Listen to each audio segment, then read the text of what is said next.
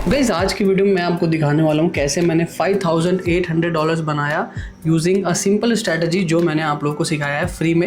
ये पूरा प्लेलिस्ट देख सकते हैं जहाँ पे मैंने आपको सब चीज़ फ्री में सिखाया है। तो गाइस आज का वीडियो बहुत रॉ रहने वाला है, कुछ ऐसा मैं आपको कुछ अलग चीज़ नहीं सिखाने वाला हूँ। बस मैं ये बताने वाला हूँ कि कैसे आप बेसिक कॉन्सेप्ट का यूज़ करके आप कैसे अपनी ट्रेडिंग को थोड़ा एक एज दे सकते हैं एंड कैसे मैंने पूरा टॉप डाउन एनालिसिस करने के बाद ये ट्रेड मैंने लिया एंड मैंने प्रॉफिट बुक किया एंड क्या मेरी इसमें मिस्टेक्स थी, क्या मेरी लर्निंग्स थी, वो सारा इस वीडियो में हम जानने वाले हैं। प्लीज़ इस वीडियो को कंप्लीट वॉच कीजिएगा एंड प्लीज़ अगर ये वीडियो अच्छा लग रहा है आपको, जो सीरीज़ मैंने स्टार्ट किया, तो प्लीज़ फटाफट से इस वीडियो को लाइक कर दो एंड कमेंट करना, बिकॉज कमेंट करने से क्या होता है मुझे पता लगता है कि हाँ मुझे और इस टाइप की वीडियोज़ बनानी है। एंड कोई भी क्वेश्चन है तो आप मुझे इंस्टाग्राम पर DM कर सकते हो, वहाँ मैं फटाफट से रिप्लाई कर देता हूँ। तो गाइस जो लोग भी सब्सक्राइब नहीं है फटाफट से सब्सक्राइब कर लेना है, ठीक है।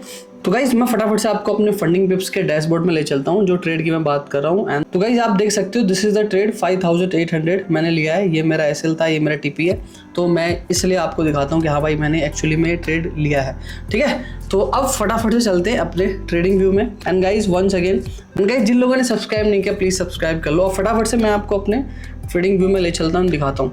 तो guys as you can see this is USD JPY chart. आपको पता है कि मैं USD JPY बहुत ट्रेड करता हूँ। रीज़न ये है क्योंकि ये through out the session trending होता है, चाहे वो USA हो, लंदन हो, NY हो, सब सेशन में ऑलमोस्ट ट्रेंडिंग रहता है। एंड मैं बहुत लंबे समय से इसको ट्रेड कर रहा हूँ। आई हैव टेकन बहुत so many pairs on this pair, so मुझे इस पर थोड़ा सा भरोसा है, दैट्स वाई। गाइस अब फटाफट से हम ट्रेड रिकैप की ओर बढ़ते हैं। सबसे पहले हमें आइडेंटिफाई करना है विच इज़ मार्केट स्ट्रक्चर। अब गाइज मार्केट स्ट्रक्चर जिसको नहीं पता आप ये वाला वीडियो देख सकते हो, यहाँ पे आपको मिल जाएगा। अब मार्केट स्ट्रक्चर देखने के बाद हमें आइडेंटिफाई करना है वो डिमांड एरिया या वो सप्लाई एरिया या वो बोल सकते हो वो पर्टिकुलर एरिया जहाँ से प्राइस वापस से कंटिन्यू कर सकता है। आपको पता है हम जो अपनी स्ट्रैटेजी ट्रेड करते हैं उसमें हम कंटिन्यूअस मार्केट ही ट्रेड करते हैं। हम साइडवेज मार्केट या रेंज बाउंड मार्केट ट्रेड नहीं करते, हम कंटिन्यू मार्केट या ट्रेंड चेंज वाला मार्केट ही ट्रेड करते हैं। तो ये हमारी लिमिटेशन है, ठीक है।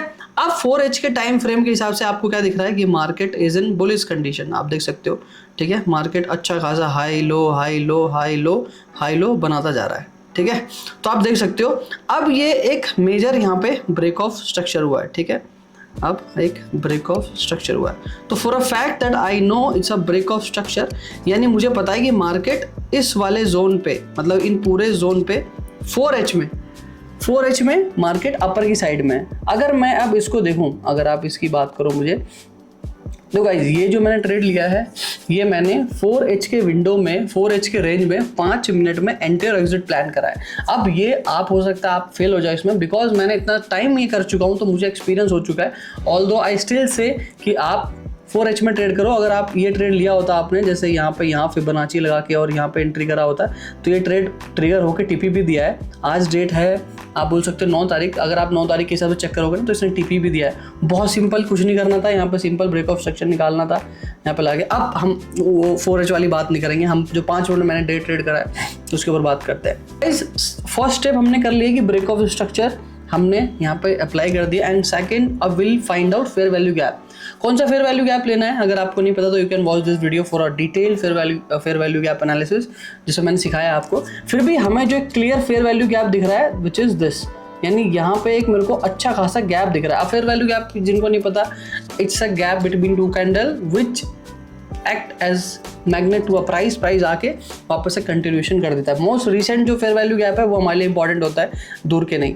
तो ठीक है, ये फेयर वैल्यू गैप है। अब for a fact I know कि ये एक डिमांड जोन है, क्योंकि अगर लेट सपोज प्राइस यहाँ से गया है, जब प्राइस वापस आता है तो फेयर वैल्यू गैप के एरिया में टैप करके एंड ये वापस जाने की जो संभावना है वो ज़्यादा हो जाता है। तो for a fact we know that ये जो रेंज है ये क्या है हमारे लिए, एक सपोर्ट का एरिया है लॉन्ग, यानी 4H के टाइम फ्रेम में। I am not talking about 1 hour 15 minute, 4H का ये नैरेटिव है, यानी ये जो थिक एरिया है ये मेरे लिए क्या है, this is a demand zone और you can say support zone. यानी अगर मैं यहाँ से लॉन्ग करता हूँ ये इस पॉइंट से, मतलब इस पूरे रेंज से, तो मैं गलत नहीं होऊंगा, कहीं ना कहीं मार्केट यहाँ पे लॉन्ग हो सकता है। तो ठीक है, फटाफट से मैं इसको ऐसे टाइप कर देता हूँ। तो गाइज आपको पता है कि हमें क्या करना है, सिंपल सा इसको मार्क कर लेना है सपोर्ट की तरह। अगर आप सपोर्ट नहीं बोलते आप इसको अगर डिमांड मार्क करना चाहो तो डिमांड भी मार्क कर सकते हो, बिकॉज यहाँ से प्राइस ऊपर जाने की जो संभावना है वो हो सकता है। ये जो फेयर वैल्यू गैप है हमारा, ठीक है। अब हम चलेंगे 5 मिनट में। अब हमें पता है फॉर अ फैक्ट कि दैट प्राइस यहाँ से बाउंस करता है, बाउंस कर सकता है बड़े टाइम फ्रेम में। तो अब हम देखेंगे कि अच्छा चलो प्राइस इस एरिया में टैप कर चुका। अब हम क्या देखेंगे, प्राइस इतने देर से डाउन ट्रेंड में अगर आप ये देखो, like if you see this chart, तो क्या दिख रहा है आपको, मार्केट डाउन ट्रेंड में। यानी हमें देखना है कि अब कब मार्केट शिफ्ट होता है अप ट्रेंड में, क्योंकि ये जो पूरा एरिया है ये क्या है, ये एक डिमांड जोन है। तो इसके वजह से मैंने सोचा कि चलो ये डिमांड जोन है, सपोर्ट जोन है, जहाँ से प्राइस भग सकता है, जस्ट बिकॉज यहाँ पे फेयर वैल्यू गैप था। अब ऐसा नहीं कि 100% हर टाइम फेयर वैल्यू गैप काम करता है, कई बार करता है, कई बार नहीं भी करता है। So it's your you have to manage your risk, ठीक है। तो मुझे एक ये पर्टिकुलर प्राइस दिखा। सबसे लो पॉइंट क्या था मेरा, इस पूरे ट्रेंड का सबसे लो पॉइंट ये है, ठीक है। ये जो है ये मेरा लो पॉइंट है, ठीक है। अब मैं देखूंगा कि ये जो लो है ये कहाँ से आया है, तो मुझे कहीं ना कहीं देखा कि ये जो मेरा लो है, तो कहीं ना कहीं इस रेंज से मुझे ये जो रेंज है, मतलब एक बोल सकते हो एक थिक रेंज है, चलो लेट सपोज मैं इसको टारगेट करता हूँ, ये यहाँ से आया है, ठीक है, या इसको बोल लो या इसको बोल, 2 बार इसने टैप करने की कोशिश करी है, ठीक है। तो अब आपको देख रहे हो कि ये लो था, ये हाई है, और ये हाई हो चुका है ब्रेक, है ना, ये हाई हो चुका है ब्रेक।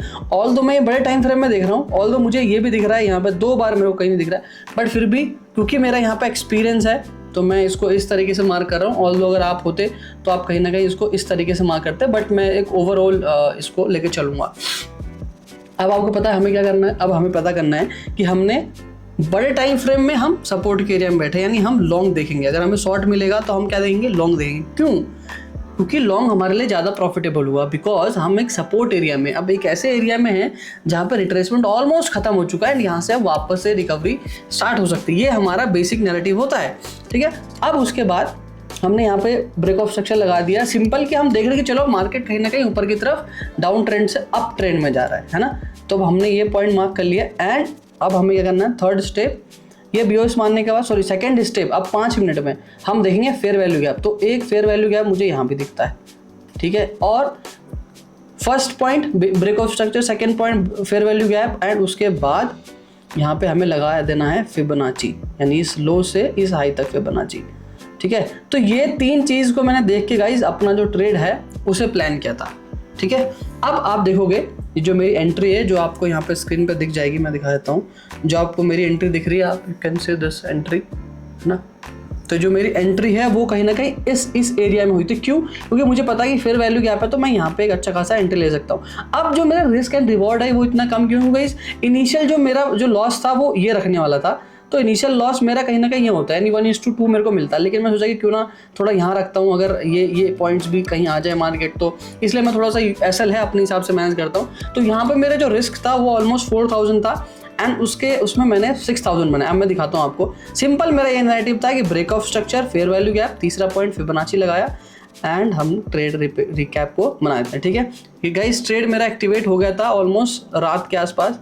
अब हो गया मैं I will wait for corrective retracement हो मैं यहाँ पे ट्रेड में टैग होने के बाद गाइस मार्केट हो गया बंद। अब हम नेक्स्ट टाइम में चले जाते हैं। आप देख सकते हो यहाँ पे मुझे $63 है वो स्वैप भी मिला है, अगर आपको दिख रहा है। तो गाइस अब स्वैप में क्या होता है, जब आप स्वैप प्लस में होते हो तो आपको स्वैप मिलता भी है। तो मुझे $63 का स्वैप मिल गया, तो मुझे ज़्यादा स्वैप चार्ज लगा नहीं। ऑल्दो मैं जो छोटे टाइम फ्रेम के ट्रेड होते हैं उसे ओवर द डेज अलाउड, मतलब मैं मना करता हूँ ट्रेड करने के लिए, बिकॉज उसमें जो रात को जो स्प्रेड्स होता है वो बहुत बढ़ जाता है जब रोल ओवर पीरियड होता है। बट स्टिल मैं इसको मैनुअली वॉच कर रहा था तो मुझे प्रॉब्लम नहीं हुआ। अगर मुझे लिखता तो मैं खुद क्लोज कर देता।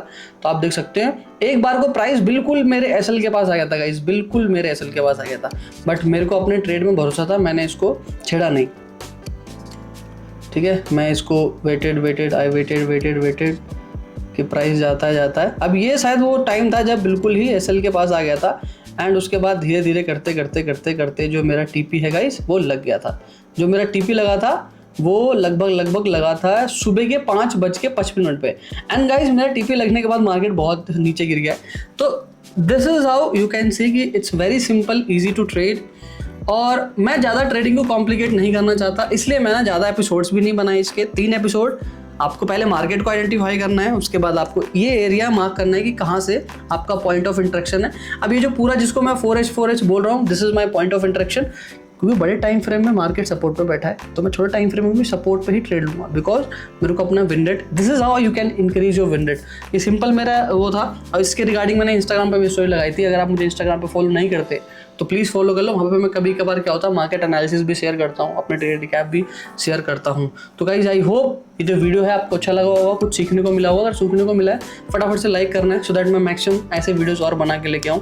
एंड गाइज जो लोग भी वेट कर रहे हैं एपिसोड 4 का, तो गाइज इस संडे को एपिसोड 4 नहीं आ पा रहा है, बिकॉज मुझे थोड़ा सा लगा कि उसको किस तरीके से बनाऊँ जो आपको ज़्यादा बेनिफिशियल हो। ऑल्दो जो एपिसोड 4 है, it's all about risk management, कितना रिस्क करना है एंड क्या रिस्क टू रिवॉर्ड स्ट्रैटेजी होनी चाहिए। तो मैं एपिसोड 4 इसलिए अभी डिले कर रहा हूँ ताकि मैं दिखाना चाहता हूँ कि ये 3 एपिसोड का यूज़ करके मैंने 2 वीडियो डाला हूँ जिसमें ये ट्रेड रिकैप्स है। तो आप देख सकते हो कि ये पूरे, अगर आप ये मतलब ये जो कॉन्सेप्ट है मार्केट में, इतने स्ट्रॉन्ग कॉन्सेप्ट है, इनको अगर सीख लेते हो तो आपके लिए बहुत बेनिफिशियल हो सकता है। उसके बाद रिस्क कितना करना है वो तो हम बाद में डिस्कस कर लेंगे। तो गाइज मिलता हूँ ऐसे किसी मस्त वीडियो में, जब तक के लिए मस्त रहिए, आबाद रहिए। एंड इस टाइम तो गाइज भारत माता की जय बोलना बहुत जरूरी है। आपको पता है इंडिया एंड पाकिस्तान का जो वॉर है वो ऑलमोस्ट स्टार्ट हो चुका है।